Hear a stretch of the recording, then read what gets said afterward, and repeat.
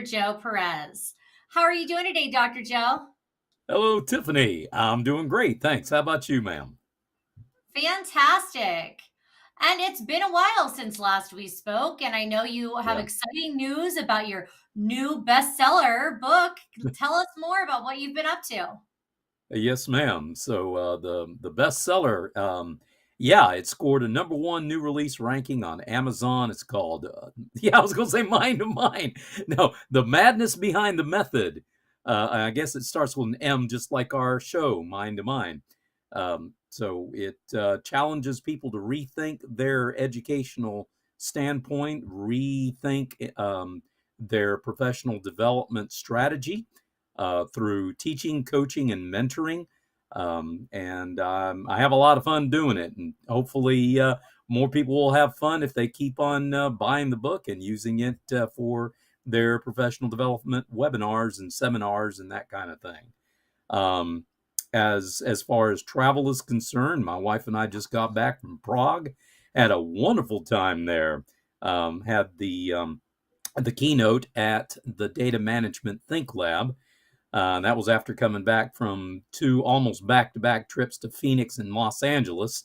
Come back to Raleigh and have a keynote at another one. So it's like five keynotes in 6 weeks or something to that effect. It's been one thing after the other. But I do get a respite in the month of May, and the next one coming up is a keynote at a procurement conference in Denver, where my sweet Diana and I will spend our 40th wedding anniversary in the wonderful, wonderful hills of mountains, hills, whatever you want to call them, of Colorado. So looking forward to that one. How about you? What's going on with you? Well, first of all, congratulations, Dr. Joe. What exciting news. And especially on your 40th wedding anniversary, that's always something big to Yeah, celebrate. And on your new book, that's amazing. And of course, I'm not surprised by all your travels. You never cease to amaze me with all of the places that you go and visit and speak. I think it's just absolutely fantastic. you're way too kind, my friend. And as far as myself, well, we've been very busy. We had our Green Things Summit just a couple days ago, and it was fantastic. We brought together an incredible lineup of speakers from around the world that were able to share their insights and their solutions. We talked about all things green, from energy to what's happening with sustainability, many global trends. We talked about a lot of different topics and a lot of things that are really going to be important moving forward. Grid stability.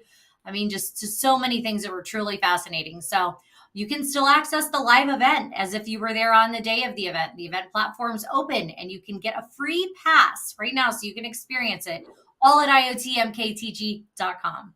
Thanks, IoT Marketing, for sponsoring this program. And we also have some other exciting IoT marketing events coming up on the calendar. We have our Intelligent Thinking AI Summit coming up on July 18th. And in October, we have our Summit of Things event, which is centered around IoT, but we'll talk about all things that are wireless and anything that has to do with powering the Internet of Things. So be sure to check out those events. And as I mentioned, you can register for all of them or contact us for more information on speaking and sponsoring at iotmktg.com. Now I'm done with the promotions.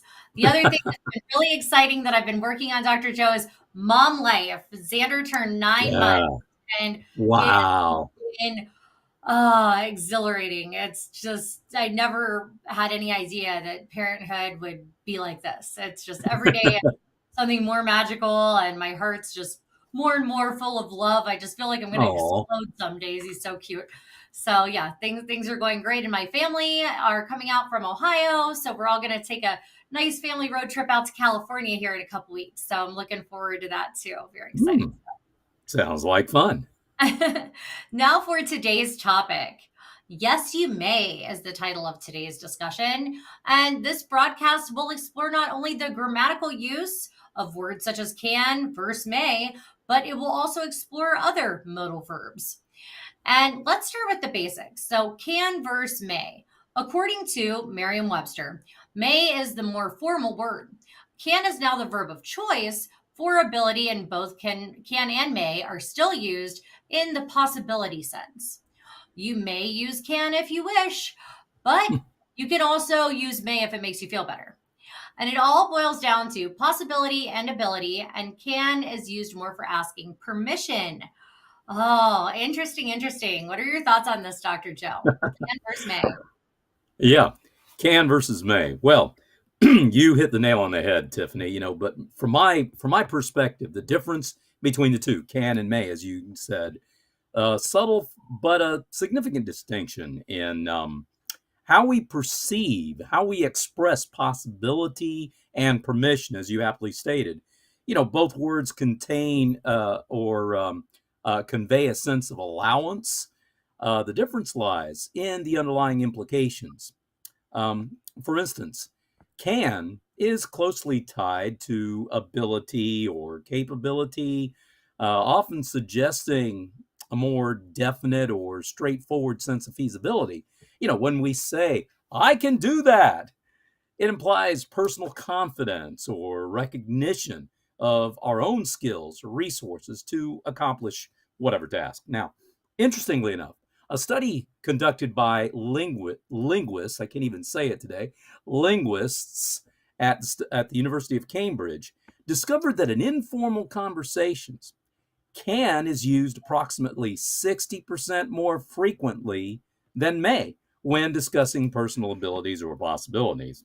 Now, on the other hand, may carries a more nuanced connotation of contingency or external permission, as you pointed out. It implies a sense of uncertainty or reliance on external factors or authority. When we say, I may attend the event, it suggests the possibility is contingent upon, say, certain conditions or approval or something beyond our own direct control. Now, this subtle distinction becomes particularly relevant in either formal or professional settings, where the careful selection of language can convey respect for authority or establish some kind of protocol. Now, by understanding and applying these subtle language differences, I believe we can express our intentions more accurately, more clearly, promoting better comprehension and preventing any misunderstanding, right? Whether we're talking about personal skills or seeking permission for something, okay, using can and may thoughtfully can improve our proficiency in both social and work interactions. And who knows, maybe by mastering this, we can or may become the next brilliant word experts. But, Tiffany, by comprehending and utilizing these linguistic nuances, we can effectively communicate our intentions with greater precision and clarity, promoting better understanding and, well, avoiding potential misinterpretations. Whether you're discussing personal capability or seeking approval, the thoughtful use of can and may can enhance our ability to navigate social and professional interactions successfully. At least that's how I see it. But, enough for me, Tiffany. I'm curious to hear your take. How do you see the can versus may debate, say, playing out in everyday conversations? Well, one that comes to mind right away is if someone said, can I ask you to dance first? May I ask you to dance? May sounds a lot Ah, polite and formal. I would probably say yes if you asked and said may. Or if you were going to ask for a father's permission in marriage and you said, can I marry your daughter first? May I take your daughter's hand in marriage? I think may is a lot more appropriate in that setting. And I think mhm. that many people are stuck in a fixed mindset where they probably use can and they don't even consider using anything else. But if you're in a growth mindset, then maybe you do use may. And the more that we explore using modal verbs such as may, instead of just going for the typical can, the more we're going to lean into that growth mindset. And so those are my thoughts there. But next, let's discuss Yep. can versus will. I'm Mm. more of a will girl myself. And can seems more like, well, I'm able to, but I don't know if I want to, where will sounds like I am able to and I want to, and it's more definite. And can is based more on ability, while will is more about choice, in my opinion. For example, can you reach that? Will you reach that? Hmm. Mm. You see, Mm. element of choice there. Here's another example. Can you attend, as you mentioned, or will you attend? Yes, will is clearly about choice here. I will. I will Mhm. attend. I can attend. I will. Will makes you really get into that choice mindset. And a friend of mine, Danielle, pointed that out to me many years ago.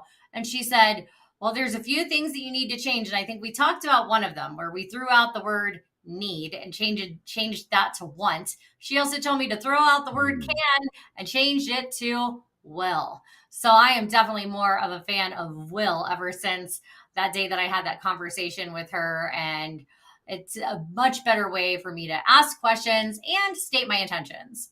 So, what are your thoughts, Dr. Joe? Can versus will? Hmm. Well, uh, do you can it or do you will it? I don't know. No, that's a very insightful observation on distinguishing between can and will, as you did so expertly, in my opinion. Here's how I see it. Very much like you, as you very correctly pointed out, can suggests possibility or ability, whereas will carries a much stronger sense of intent and determination. Let me elaborate with some historical context here. In studying this, I found something very interesting. In the ancient Anglo Saxon era, the word willen, it's possible it may have been pronounced villon, emerged. And that eventually evolved into our modern vil or will, as we say it today. This term conveyed a deep rooted, almost iron willed sense of desire or volition. For instance, historical records recount the tale of King Alfred the Great in ninth century England, who famously willand or willed his enemies to defeat the invading Danish enemy forces against all odds, rallying his people with an unwavering spirit that was captured in the very word itself. Now, contrast this with can, and back then it was pronounced kunnen in Old English. Okay, this held, I don't know, more of a passive connotation, of circumstantial ability or permission that was granted externally. For instance, a commoner of that era might have stated, "Ich können gehen." I think I said it right. It means I can go, implying that their capacity was enabled by some external factor, right? Whereas a monarch's decree of "Ich willen gehen," I will go. Again, I don't know if I said it right, but anyway, that carried the weight of sheer personal resolve.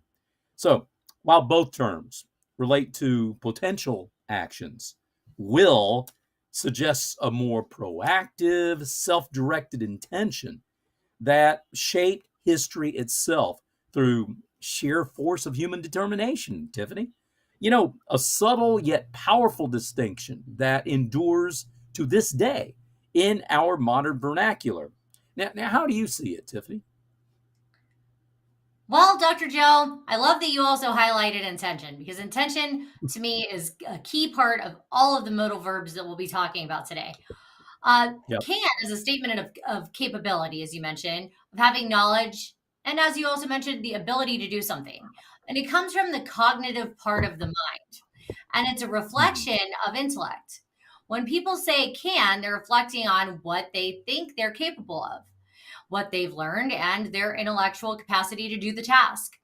Will is a statement of commitment and action, as you also chimed in on.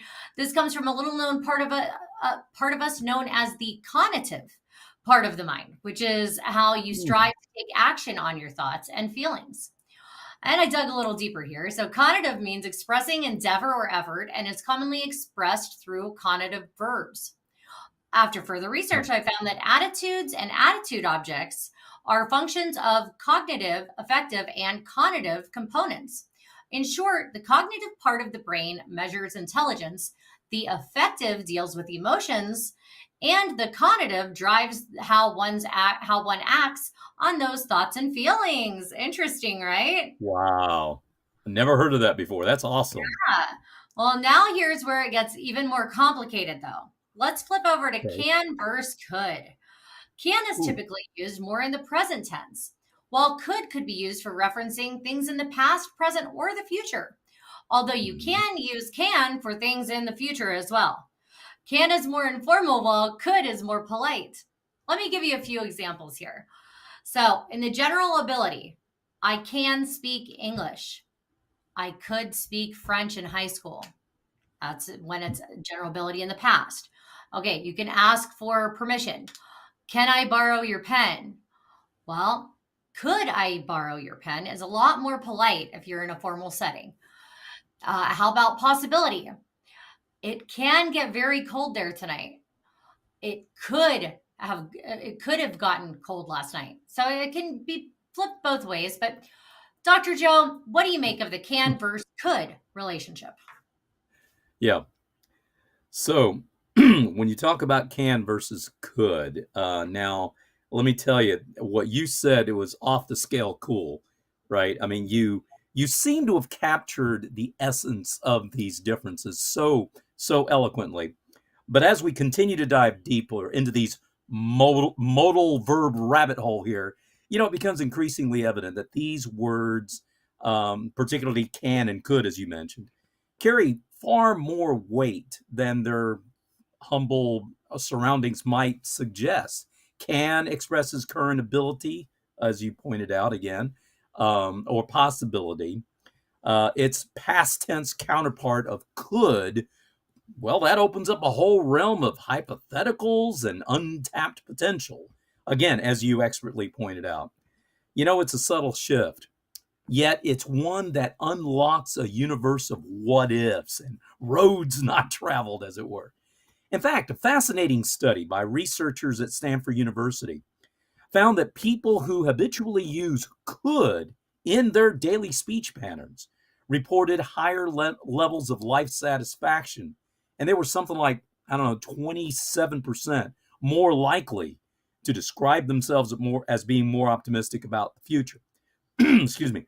Now, the word could, excuse me, carries the tone of polite requests. It's like a master class in verbal diplomacy, transforming a blunt demand into more of a courteous inquiry. See, with a simple could, we acknowledge the autonomy of others while still expressing our desires. Now, I suppose you could compare it to a linguistic dance, right? A delicate balance of assertion and respect that could help us navigate with grace. As a matter of fact, in a study conducted by Secure Frame, it was found that at organizations that significantly and consistently used polite language in their compliance communications, they experienced a 15% higher compliance rate compared to those who use more direct or forceful language. So, in the world of speculative thinking and conservative communication, could emerges as your ally. Okay, it reminds us of the unlimited possibilities that life holds, and the importance of maybe treading just a little bit more lightly in our interactions. So, where would you like to go to explore further on this, Tiffani? Thanks, Dr. Joe. I love all your facts and figures. And Yeah. I figured, why not discuss May versus might? Well, Oh. as nouns, May is the fifth month of the Gregorian calendar, whereas might may refer to the power, authority, or resources wielded, such as my Hmm. birthday is in May, which it's not. It's actually in October for anybody that's sent a card or well wishes. No, I'm just kidding. And or he tried with all his might to open the door. But we aren't talking about nouns here in this conversation. We're talking about Hmm. verbs, modal verbs to be more specific, which we'll delve into even further in just a moment. But Dr. Joe, let's hear your thoughts on may versus might. May versus might. Excuse me. I'm sorry. So to start off, excuse me, to start off with, Tiffani, I believe may, I'm sorry, um, the ability or permissibility in the current present tense, like you may enter the premises. On the other hand, might Well, that lends itself to more of a hypothetical situation, or maybe some uncertainty, like they might be running late. Well, interestingly, the origins of these two words can be traced back to Old English once again, where their distinct meanings were even more pronounced than they are today. Okay, may descended from the Old English Megan or Megan, spelled Maegan. Now, that word carried a very strong connotation of ability or power. And yeah, the very modern sounding lady's name, Megan, although the E and the A are reversed, right? MEA instead of MAE, actually comes from that Old English word. In fact, I have a daughter in law by that name. Yeah. But by contrast, might stemmed from Meta or Mita. I'm not sure how exactly it was pronounced. But anyway, it was spelled Mihte. And this word signifies the potentiality or likelihood. Now, this semantic divide echoes through the ages, reflecting the fundamental human desire to distinguish between what's possible and what's merely speculative. In medieval times, for instance, a knight may have been granted permission to embark on a quest by their sovereign, but the outcome of that quest might have been uncertain.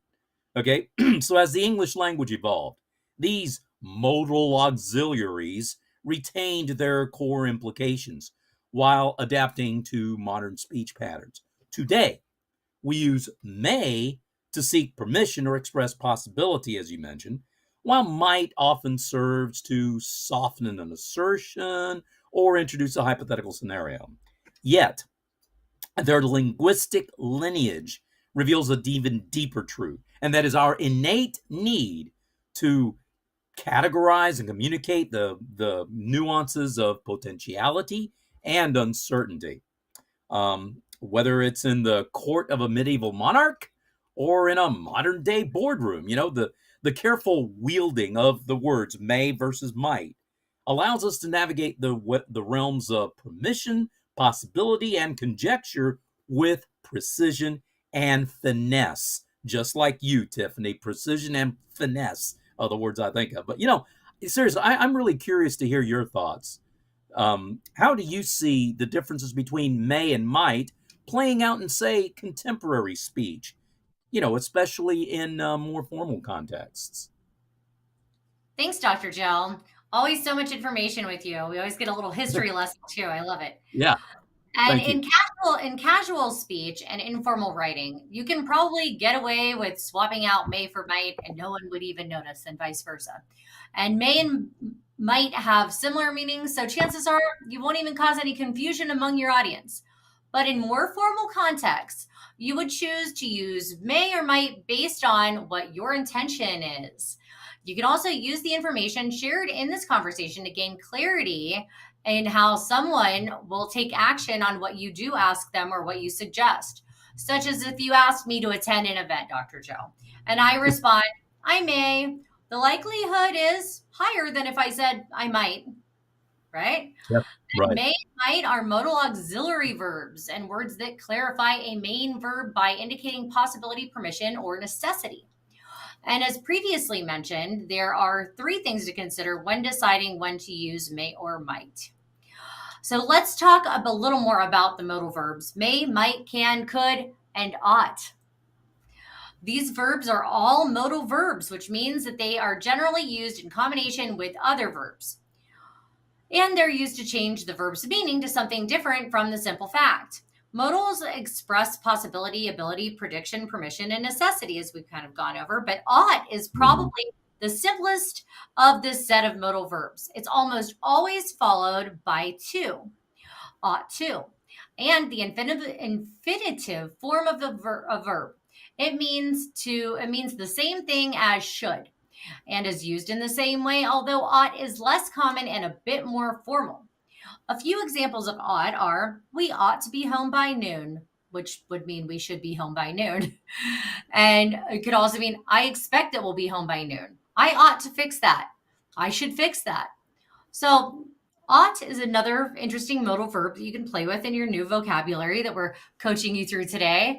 So may, might, and could can all be used to say that something is possible. As in, the story may, might, could have been true. Or the antique vase may, might, could be very old. And you can use those three in any context like these. May and might can both be used to say that one thing is true, but something else can also be true. As in, this house may or might be more expensive than the other houses, but it will be cheaper to maintain. And if we used could instead of may or might, here the sentence would mean that it is not certain that the house is more expensive than the other houses. Both may and can are used to indicate that something is allowed, and may is more formal. You may leave whenever you like. Is more formal than you can go whenever you want. Children are often taught that only may is used for permission and that can is used only for ability. For example, a child may ask a question like, "Can I go outside?" And the responding adult might correct the child by saying, Can you ask using may? May I go outside?" And however it's used, it's usually for permission. Can, may, and could are all used to make requests. May is more formal in context, while can and could appear mainly in speech, such as, "May I have your attention, please?" That sounds a lot better than "Can I have your attention, please?" Making matters even more confusing, I think, is that two of the modal verbs we're discussing are, aside from being modal verbs in their own rights, the past tense forms of the two others. Yeah. Can be used as the past tense of may, and could is the past tense of can. And might functions as the past, since might functions as the past tense of may, mostly in formal context, as in generously, the senator inquired as to whether he might be of any help to us. The usual way of expressing past tense with may is may followed by have and a past participle.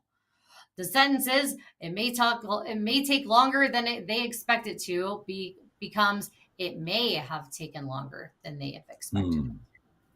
Oh, Dr. Joe, I feel like I'm back in English class. With that, Yeah. what are your thoughts on these modal verbs, and do you feel that they impact your mindset? Modal, modal. Modal, modal. Where's the shodal? Right. Well, the trusty guide here that you are, you have expertly laid out a minefield of may and can and could and should and whatever. Is it ever might I or could I for permission? Well, fear not, fellow word wranglers, because while may is understandably more formal for requests, can has snuck into permission territory for ages. Yeah, but all teasing aside here, whether it's modal or otherwise, I think it's best if we look at it this way. Language is like a living thing. Okay, it is constantly evolving. So while proper etiquette might have dictated a child to say, "May I go to the bathroom," in the Queen's English of yesteryear, as you pointed out, today's informality would allow for "can I" instead of "may I," again, as you pointed out. So we've already touched on that somewhat.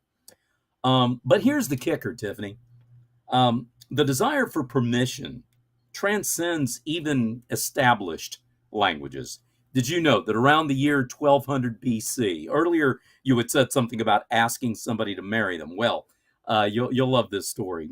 The Hittite king Suppiluliuma I wrote to the Egyptian pharaoh Akhenaten. And, in this diplomatic letter, Suppiluliuma, I probably should call him Soupy, I can hardly say it. Anyway, he was seeking the hand of Akhenaten's daughter in marriage. Now, this formal proposal employs a fascinating turn of phrase. He doesn't outright ask, "May I marry your daughter?" But instead he writes, "If it is pleasing to the king, I could fetch his daughter." Kind of crazy, But this crafty construction uses could, a verb typically associated with ability, to navigate the delicate dance of requesting permission from a powerful pharaoh who could cut his head off. Okay, may might reign supreme in formal settings. The word can and its alternate modal could has a long and dare we say, powerful history of getting what it wants. Now, of course, this whole thing was not in English, right? The proposal, the common language in those days would have been, I don't know, like Akkadian or something that they would have spoken back 3,200 years ago. But the question remains, is it ever might I or could I? Well, technically, yes.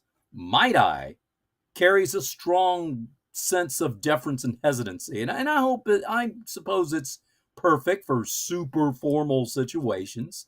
Could I, on the other hand? Well, that kind of leans more towards the polite but more casual request, as you pointed out. But, ultimately, the key is to choose the verb that best suits the formality of the situation and the tone you want to convey.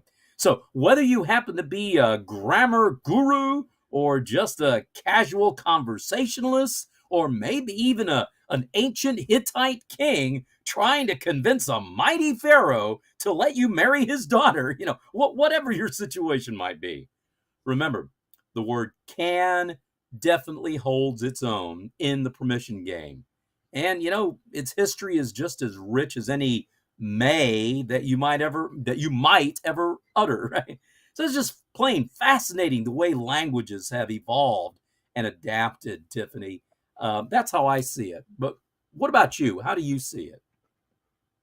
Well, thank you for sharing that, Dr. Joe. And I love your story dating back to 1200 BC. And Yeah. that was in an entirely different language. So, for anyone watching, if you're watching in another language and could, can, may, and all the other modal verbs mean something different in your language, we'd love to hear from you on what you commonly use and your thoughts and feedback on this. Feel free to chat with us in the comments of this video. We'd love to hear your feedback on which modal verbs you prefer, and especially if you're watching from another language. And you're so wise, Dr. Joe, and I just appreciate you sharing Too such kind. interesting historical facts with us. And Thank you. it certainly is interesting how languages evolve, and who knows what words will survive the test of time for existence and be common use 1,000 years from now. And I feel that words and speech are imperative for communicating. And while using can, may, could, might, ought may appear seemingly insignificant, taking the time to examine their use can be life-changing. And it can make all the difference, or shall I say, it may make all the difference, or it will make all the difference. I would choose not to say it might make all the difference. Do you see the difference?